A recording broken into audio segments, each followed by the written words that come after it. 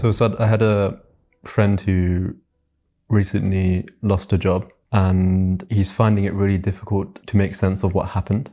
And I was wondering, is there any wisdom from the Qur'an that I could share with him so that he can make sense of what happened?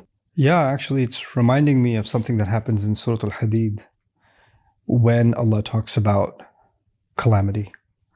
And he compares it to a phenomenon that takes place on the earth. ما أصاب من مصيبة في الأرض ولا في أنفسكم إلا في كتاب من قبل أن نبرأها إن ذلك على الله يسير. There is not a single calamity of any kind that ever strikes you in the earth nor inside of yourselves, except that it is in a book that we have already declared it in. That is certainly easy for Allah to do. That's Hadid. No calamity will strike you in the earth nor deep inside yourself, except that it's already been written down, and Allah, it's easy for Allah. The second case is Taghabun. Allah says, ما أصاب من مصيبة إلا بإذن الله ومن يؤمن بالله يهدي قلبه والله بكل شيء عليم. There's not a single calamity of any kind that will ever strike you except by Allah's permission, by Allah's leave.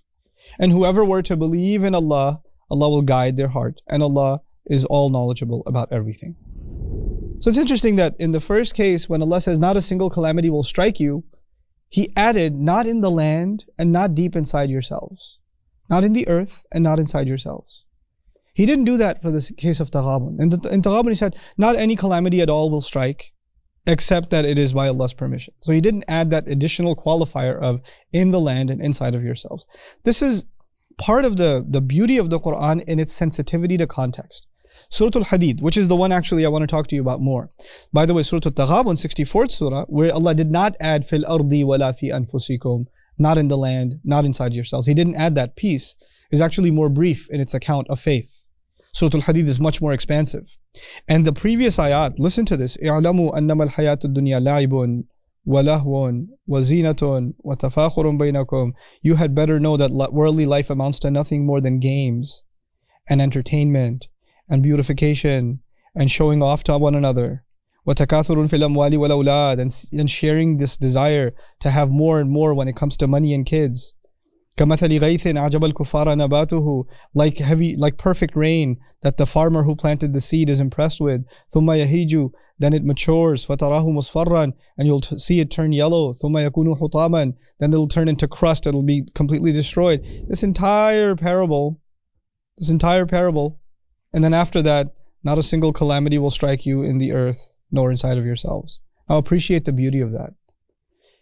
Allah talked about what you like inside yourselves, which is what? Games, entertainment, beautification, showing off to each other, getting more and more in terms of money, isn't it? Stuff you have inside yourselves. And then you were compared to the earth. To the earth.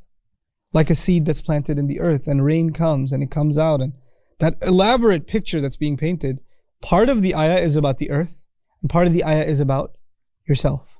How reflection on the earth is going to make you think about yourself. In the very next ayat, he says, not a single calamity will strike you in the earth and not inside yourselves, except that Allah has decreed it. SubhanAllah. Like how beautifully the expressions are captured in the Qur'an and how they flow. You know, something is triggered in your mind, you're thinking about it, and Allah recaptures it in your mind just from these little expressions. This was the place to say it. There is no parable, there's no analogy in Surah Al-Taghabun. There's no discussion about what's going on deep inside of yourselves. That's not the conversation there. So he didn't mention it, subhanAllah. May Allah Azza wa Jal again help us appreciate the beauty, the perfection, the majesty of this divine word. And may Allah Azza wa Jal enlighten our hearts and our very beings with it. Barakallahu li wa lakum. Assalamu alaikum wa rahmatullahi wa barakatuh.